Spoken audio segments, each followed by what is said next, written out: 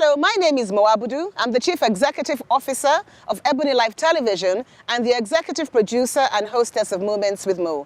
We bring you this election special from my very own state, the Sunshine State, Ondo State. And my special guest today is the President of the Federal Republic of Nigeria, His Excellency, Dr. Goodluck Ebele Jonathan. And we are expecting him any moment from now.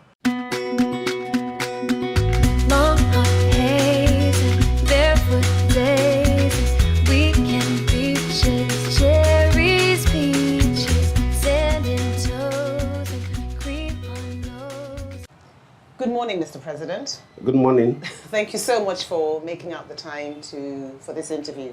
I know these are very difficult times. These are very busy times for you. We really thank you for giving us the opportunity to catch up with you in Ondo, my very own state, the Sunshine State as we call it. Well, that's good. Thank you. Mr. President, I'll get straight to the questions because I know you're extremely busy. You've been the President of Nigeria for the past 5 years.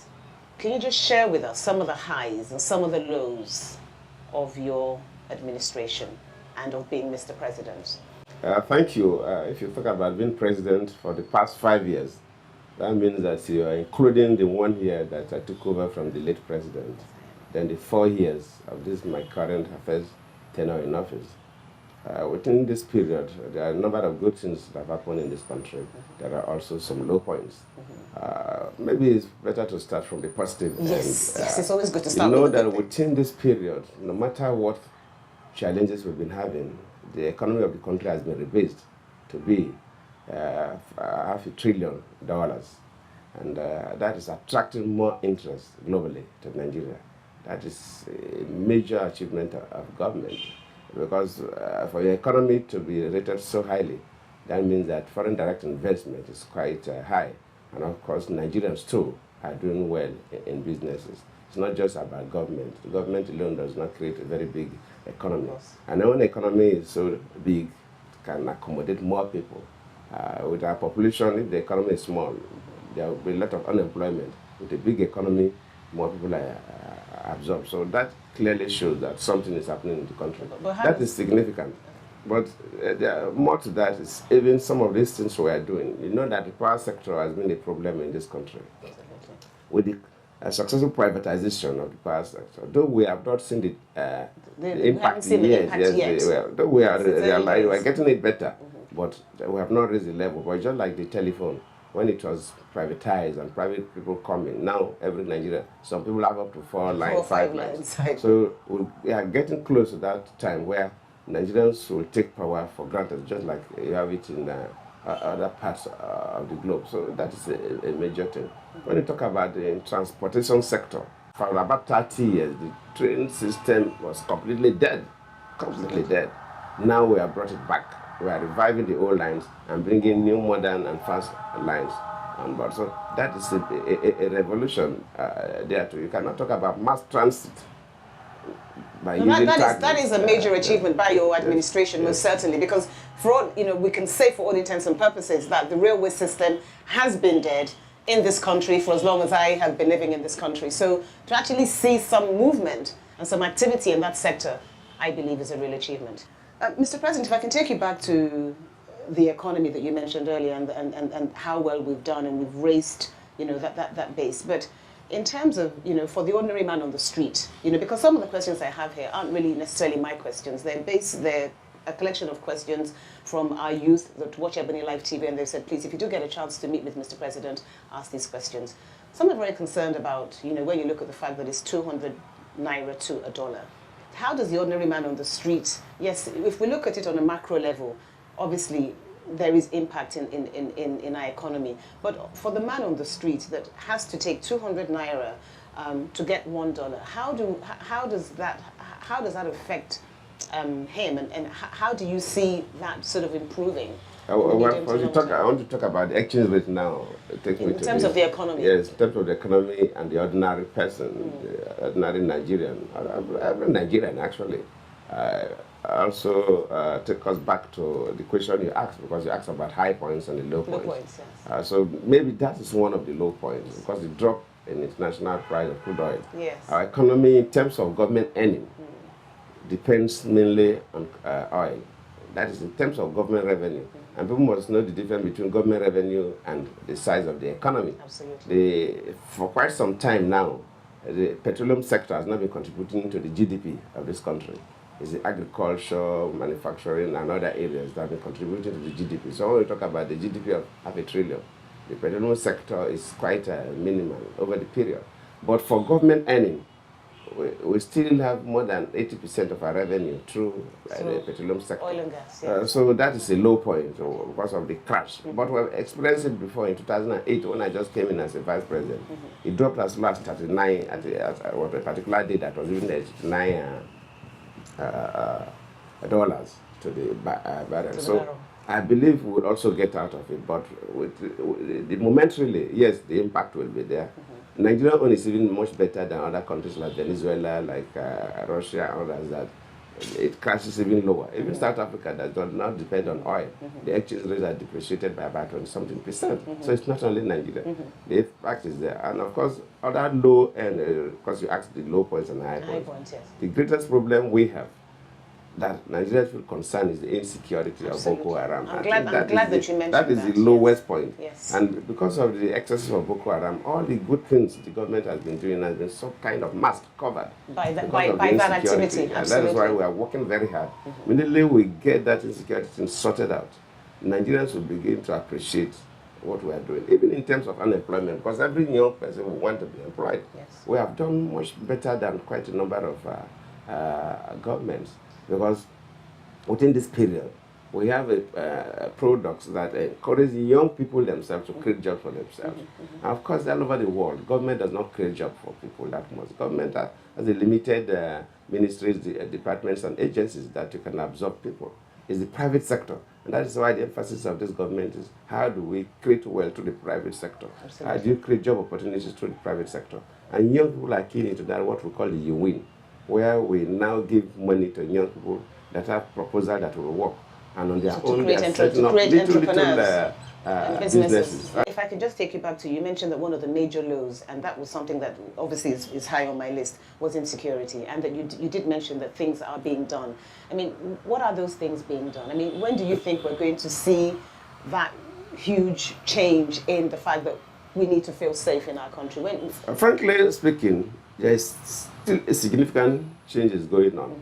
But see, the issue of insecurity is like the world of snakes. Those who study snakes will tell you that not every snake is dangerous, but me and you cannot enter the field and see something. Which one, yes. You play with a snake. The terrorists don't have conventional way of doing things. They can sneak out like sending girls, young girls, underage girls, to go and detonate explosives. So that's what we are discussing.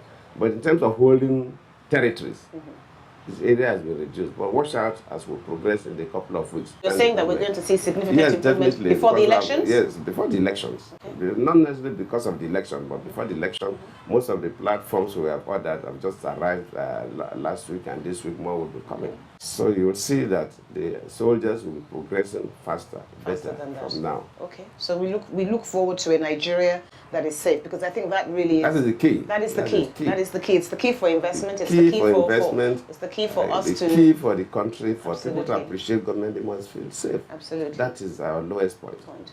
Yes. But for Boko Haram, in fact, so many Nigerians will be very appreciative of government. Because even in the job issues, we talked about the presidential job board, where government officials and the private sector, it is headed by the vice president and supported by Tony Elumelu, a key player in the private sector.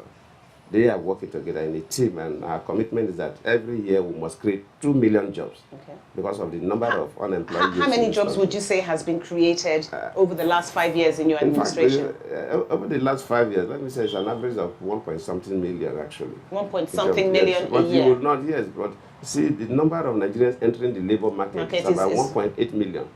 So until you're able to create a little more than 1.8 million, so that if you're able to, that's our target is 2 million, because it's difficult to create jobs. So if somebody wakes up and tells you he's creating 5 million jobs, that person is not. So we're saying that every year about 1.8 million are entering the job market every year? Okay. So our target is that every year we must create at least 2 million, not less than 2 million. 2 million jobs. So that at least a number equivalent to the number entering the labor market will be absorbed. And then we then have the backlog. And then we have the backlog of those that didn't get the jobs from the previous years as well. Yes, extra will be picked. And we'll continue to diversify economy using agriculture, using small and medium-scale enterprises, encouraging the young people themselves, the service industry and so on. So you see that and also the entertainment industry, which you've that's why we're encouraging the entertainment industry, because that's in. another sector that absorbs a number of young people Absolutely. directly and that's the indirectly. next sector that I am in, and I know the impact it's had on young people, and we appreciate what you've done for our sector. And even the area of sports, we're encouraging the young people. The sport industry is an industry we have not keyed in at all. It's so virgin in Nigeria. Very virgin. We have very people virgin. in athletics, Yes. Footballers going to play outside. Yes. But as an industry, Absolutely. we have not. And those have are to, the we areas have we're to. encouraging states Because once to you can do. empower one, that empowers an entire community. Absolutely. Mr. President, you've spoken about many of your key achievements in the last question that I asked. Youth empowerment, unemployment. You also touched on power. We haven't spoken about healthcare and education.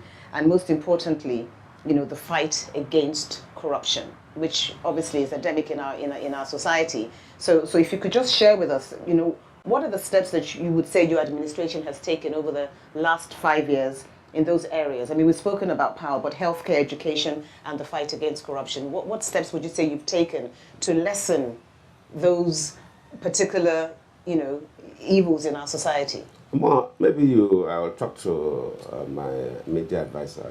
You may come to Abuja and have a fairly long session with me. I would love to do that. Yeah, I've got it on camera, everybody. We'll be able to tell the young people what we have been doing in all the sectors. Yes. And I've said that I don't want, this is an interview, I don't play politics with development. It has been my philosophy. Even when I had the opportunity to be the governor of Bayelsa State. When you talk about health, let me say briefly, we're intervening somewhere.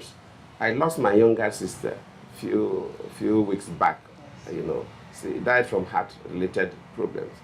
She developed that problem when I was a deputy governor. She had problems with her mitral valves, the valves controlling the flow of blood from the upper part of the heart to the lower, the auricles and the ventricles.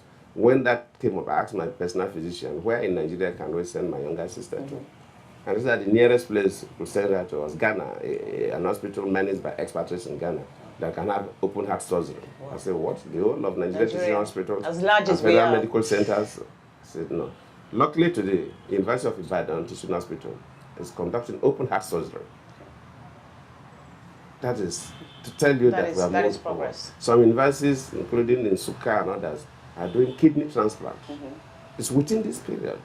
University of Benin started work on stem cells, but because of the controversies, because of human rights and activists and all the rights, they suspended use of stem cells in most parts of the world that obey conventions. That shows that we are moving. Then if you look at the Ebola, if you discuss, that is something we tackled with leaders of countries like Sierra Leone, Liberia, and Guinea, they would tell the Ebola, you definitely. I take off my hat on Ebola because mesmerize everybody. Absolutely, it is something that we dealt with. As big as Nigeria, a concentrated place like Lagos, Ebola came, and we're able to get it out. Absolutely, it's one of our high points. Very high point, actually. Obama himself, in his last State of the Nation address, did mention that. Yes, I mean, no, we've done well. We've done well on the back Ebola home, issue. People will not appreciate. Yes. But the world leaders know how difficult to manage this is. But we talk about a case like the polio. Polio has been a part of this country. In 2011, when I went to Australia as a World Health of State meeting, the whole world was interested in polio. How many countries in the world had polio then? Nigeria, Pakistan, Bangladesh, India, and Afghanistan or so. Yeah. These were the 5 countries that have polio as of 2011. And the world was worried. And the numbers I promised that I will eradicate polio. I promise. And and today, the last case of polio was 6 months ago, June last year, in Kano. And let me use this opportunity to appreciate Bill Gates, Bill and Melinda Gates Foundation. Absolutely. They've worked with us very seriously on the eradication of polio. Bill Gates himself has visited Nigeria severally on how do we eradicate polio. But back home here, people will not take it as if any achievement. But Mr. President, why that's the question you've just made that statement that people back here won't take it as an achievement. Why do you think it is that obviously if your administration if all the things you've catalogued before me, as you've said, you're going to welcome us to Abuja to really engage more and to really sort of, look at the actual facts as to all these things that you've mentioned today, with all your various ministers and so on and so forth. But why is it, do you think then, that it's not appreciated? Why is it, do you think it's not communicated? Do you think that maybe you're just a silent performer when you just want to get on with it and you don't want people to know? No, there are two factors. So, because you've catalogued a whole load of things. You are in the media section. There are two factors to it. One is that, or let me say three. One is the insecurity in the country. So that's really clouding everything else. Anything government is doing. Yes. One. Another thing is that the politics in Nigeria has taken a different dimension. And even if Jonathan is a fair person now, somebody could be saying every day that Jonathan is the darkest person on earth and darkest person on earth and darkest person, and everybody will see Jonathan as dark because of. But that shows democracy is working, yes, Mr. President. It shows that you're letting people. Because of and for that to happen is the media. Because media is expensive here in the business. It is. Government has a lot of work to do. A number of people say president should be talking to the media, but where is the time? I know, because how long you have been running around. I've had to number of my ministers have mentioned to me, yes. Look, you will need to have a session with you. I told you, yes. My information minister, petroleum minister, others have been talking about it. Yes. We're able to be here because we're here. I slept here in and I had to come to Ondo. If I did not sleep in Ondo State, there's no way we could have had this. Absolutely. And of course, you also know what happened this morning. We almost missed this interview. Absolutely. So we don't have the time. So but those who are free continue to attack us aggressively. And but I think it's important to make the time, because I thank you for making the time. But as much as you're doing all these things that you listed that you have done, it's important that we talk about it and that people know. Because if they don't know, then they're just basically in the dark, and they will just keep thinking that nothing has been done. And when you talk about, of course, then one key area is education, because yes, we talked about youth empowerment in terms of job creation. But for you even to create the jobs, you must first strengthen the youth. And for you to strengthen any human being, it is education. Education, absolutely. I said that I couldn't have been the president today, not even the deputy governor of my country, my state, my small state, if I didn't go to school. Absolutely. And I said that the key thing is education. And we're expanding the facilities, including the number of universities, and also improving on the quality. In terms of the number of universities, there was a policy in this country, not a legal document, that every state must have the federal government-owned university. The last set of states were created in 96. Okay. And 1996, including my own state, Bayelsa State, Ebonyi State, Ekiti State. But until we came on board, 12 states, 9 from the north, 3 south, had no federal universities. But now they do. Now all the 12 states have federal universities. In addition, we have created a specialized maritime university. We only have Oron, a polytechnic. Nigeria has the longest coastline in Africa. The maritime industry is one major industry that absorbs so many young people, but we have not keyed into it. Other smaller countries have universities that specialize in training high-level manpower in the maritime industry. The Polytechnic in Oran has been the only one we have. And we say, no, we must have a specialized university that can train the highest manpower in the maritime sector. Then, of course, we also said that, just like the military have NDA, Nigerian Defense Academy, producing graduates who become officers in the army. We also have to do that in the police. And that's why we converted the police academy in Kano to a degree awarding academy, just like equivalent of the NDA. These are additional 2 specialized universities, total 14. We are expanding the capacities of the universities through the use of the third funds. Yes, we have not reached where we want to go. But if you go and interview lecturers that are not playing politics with you, who have stayed in the university system for a period of 15 years or more, they will tell you that within these past 5 years, the federal government has spent more money in improving the infrastructure in the universities. I remember during the long strike of almost 6 months, one lecturer said that, look, they don't understand, he doesn't understand what his colleagues are doing, but to be very fair to the government, he has been in the university system for over close to 30 years. And within this period, government has actually started doing something. So, but that is funny, when government is doing something it's a time that people will have to go on strike. A lecturer said so, but he cannot come out, or otherwise his colleagues who wanted the strike would castrate him. I really appreciate the opportunity you've given me to catch up with you, because these are points that I don't think a lot of people are aware of. And I think it's important that we obviously make these points known. And as you've said, we are going to sort of come to Abuja and follow up and to ensure that we can obviously give everybody actual facts, because I think that's what people want and I think we should give it to them. But you haven't spoken to me about the fight against corruption, because if there's anything that is holding us to ransom in Nigeria, it is that. What have you done to get us out of that epidemic that we're in? You know, and what are you going to do going forward? I'm happy that you use the word, what have you done to get us out? Yes, because, to get us out, yes. Get us or out. what are you doing and what will you continue to do? What have you done or what are we doing to get us out? And I like the word getting us out. Yes, because it's as if we need to get out. People talks about corruption as if you have a stubborn child. Like in those days where corporal punishment was the hate thing, we passed through that system. What people have done over the period is the suppression aspect of corruption. And the suppression aspect of corruption does not remove the corruption. To continue to keep the corruption there, at best you can suppress it by intimidation. Because when you... So you're saying that it's been suppressed? No. I mean over the period. Over the period, what we've done is to suppress it. What we are doing, just like you said, what are we doing to remove? That means it's not suppression. And for it to remove is actually to prevent. Because corruption is not a bowl of yam that you just go and remove it.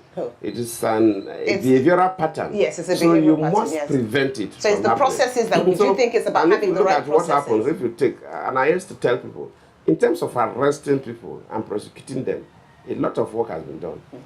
I've asked the chairman of EFCC and ICPC themselves to tell Nigerians, have a conversation with journalists so that they will ask them the relevant questions so that it do not appear as if Jonathan is playing politics with corruption. No, we can't play politics with corruption. We've arrested more people within this period. We are prosecuting more people within this period. We have challenges in the courts because the Nigerian law is patterned after the English law that said that it's better for 9 criminals to get free than for you to punish 1 innocent person. So if laws are designed that way, the laws are so tight that for you to prove your case, what in court they will say beyond reasonable doubt is always difficult. And for that reason, for you to succeed, you must make sure the corruption, you don't give the people the opportunity to even pick what belongs exactly. to So the what public. processes do we have? Because you know EFCC will deal with it after. Yes. EFCC will deal with it after the corruption. So I'm coming to that. We are taking sector by sector. The key thing and the global best practice is to prevent people from even being getting corrupt. So the processes, anybody will be corrupt. In one area where we have succeeded very well is in the agri sector. I've been in the system as a deputy governor from 1999 to date. From deputy governor to where I am now, everybody knows about my antecedents in politics. Every year, both federal and state government spend billions to procure fertilizers for Nigerian farmers. When we came on board, after doing some research, luckily the person, Akino, who is my agric minister, did his PhD work on this movement of fertilizers in the country. So he knew exactly what was happening in this country. Only 11% of Nigerian farmers used to get these fertilizers that we spend billions. Right. So it was a process. Corruption. So what we did is to deploy technology. Luckily, you are the IT generation. Well, I'm not sure. I think I'm not your generation, Mr. President. By virtue of your work, you are kid into them, the IT generation. These days with IT, you can prevent a number of things. So what we do is to have this electronic wallet where through the procurement process, the fertilizers go directly to the farmers. And Nigerian farmers, as we are talking, more than, really key farmers, more than 80% of them are getting the fertilizers directly, paying through the electronic wallet system. The whole of corruption in the fertilizer procurement sector is wiped out. You cannot do it again. Okay, so are you saying that process? Are you saying that it's like tying a goat and a yam, and you think that close to, and then the goat will not eat the yam. Okay, so are you? So you must remove the yam from the goat. Right. So are you saying that we need to use technology to eradicate corruption? You remember I mentioned it even in Lagos. I say I apologize to Nigerians who didn't receive their salaries late. Who didn't receive their salaries early. In December last year. Some departments of the federal government, because there was some departments wanted to use money for salaries to pay other allowances. I don't know why the accountants didn't know that we are operating the IP system. And the system shut those departments of government out completely. Because of the IT system that's been okay. So Before you're saying that what we're going to use salaries, is IT to drive that. belonging to government. So yes. through IT, we are doing so much in the oil industry, but we are keeping quiet until we get to where we want to go. There are certain areas that you don't need to. In the ports area, we are using IT. In the revenue collection, we have this what we call the treasury single window option. So that this revenue collector. IT is what's going to help us drive that. Doing. Okay. And it has been a part of us, so you cannot use your hand to wave it off. You must prevent people from doing it. Otherwise, if you talk about suppression, I used to use armed robbery as an example. We have been suppressing armed robbery by firing squad, shooting, killing. Have we stopped armed robbery in Nigeria? No. It is even expanding. So I used to say that, look. I guess there will always be challenges. Yes, no. What I'm saying is that we must, for you to deal with corruption, it's not how many people you celebrate. I call that celebrating corruption. So it's really a matter of how do we prevent it? What do you do to prevent and stop it from happening? Okay. And we are succeeding. And I used to say that if I have the opportunity, well, this is the election period, and I come back for the next 4 years, most of these key sectors where corruption issues are always rampant. By the time we finish tying up, the next person will take over from me. I don't think journalists will be harassing him about corruption. Okay, I hope you don't think I'm harassing you, Mr. No. No, you must, because it's an issue. Yes. It's an issue now. Yes. You've spoken a lot, and I know recently, you signed the Elections Peace Accord, So what do you think should be the actions? What are you going to say to all the Nigerians out there today? Ebony Life TV particularly is a youth channel. What are you going to say to them about the forthcoming elections? For the youth, what's your message to them? For the youth, I will advise them that they should not allow themselves to be used in killing other young people. Because the key actors in these elections are protected. The governors, the presidents are so protected. Look at what happened in 2011. 10 young youth couples were slaughtered. And people are instigating the youth to kill the youth. And they are protected. The day I declared, I unveiled my #1 billboard. And that billboard says that my ambition to be the governor of Bayelsa State is not worth the blood of any Bayelsan. That was the billboard I unveiled after declaration. So basically, that has been my philosophy. Peaceful elections. My ambition to rule any office, or that of the president of Nigeria, of the world, is not worth the blood of anybody. And it has been my philosophy. And if you look through, even 2011, my followers have never been aggressive. We don't burn people's vehicles. We don't. So who do you think is responsible for all of that, yes, Mr. President? Of course, sometimes the opposition, when they want to take power, you think it's your position? They become too aggressive. But it doesn't help us, because you cannot set a nation ablaze if you want to take power. Must you destroy a house if you really want to take over the house? If you destroy, of course, you'll start to build from the scratch. Before you finish building, Nigerians will boot you out because they see you're wasting their time. So I plead with the political parties, all the political parties, of course, including my PDP, because we are also opposition in some states where we have governors who are from other parties. So in those states we are opposition. But I tend to see that the opposition parties tend to be so aggressive. Even at the center, they tend to be so aggressive. As politics, to aggression. But politics. It's a kind of primitive politics. If you look at the evolution of politics, it started that way in most countries. It shouldn't be that way. We shouldn't be where we are. We're emulating America. We're emulating the United Kingdom. We're emulating France. Do they burn people posters? They vandalize houses in America? Do they burn campaign vehicles in America? We shouldn't be at this point. We shouldn't. After all, our constitution pattern after that of America. Why can't we emulate the good things they are doing? My very last question is, any regrets and any lessons learned, over the years? Yes. Let's even look at the last 5 years. Let's even look beyond that, I thank you for the time you've given me. I know that it's, you're rushing and I've got questions I haven't asked, but, just to wrap up, please. More, don't worry. I think Ruben will give you time. You come to Abuja. So we can sit down for 3 hours. After the conversation, you can serialize the interviews. Because if you ask me of regrets and key lessons, you're going to be here for another 2 hours. 2 hours. Oh my God! But I'll tell you that every day we learn. Yes. I always say, even as a student and as a teacher, I say that if fact, the lecturers or the professors, they are the biggest students. From deputy governor to date, I'm really exposed to the Nigerian public. You meet different people. People sometimes before you used to think about them differently, especially the big names and the small names. And you now get in touch with them. You have the opportunity of knowing who are these human beings. Are they angels? Are they magicians? Are they ordinary mortals? And you begin to see that all of us are ordinary mortals. So you said that's one of the major lessons you've learned. So it's a big lesson. Yes, big lesson indeed. But did you want to share one regret? I have no regrets. No regrets. Wow. Okay. Mr. President, thank you very much. Thank you so much. Thank you. Thank you all so much for watching. We promise to bring you more with Mr. President. There are still many more questions yet to be answered, and we promise to get you those answers in due course. I would also like to take this opportunity to thank His Excellency, the Executive Governor of Ondo State, Dr. Olusegun Mimiko, for being our host. Do have a good day.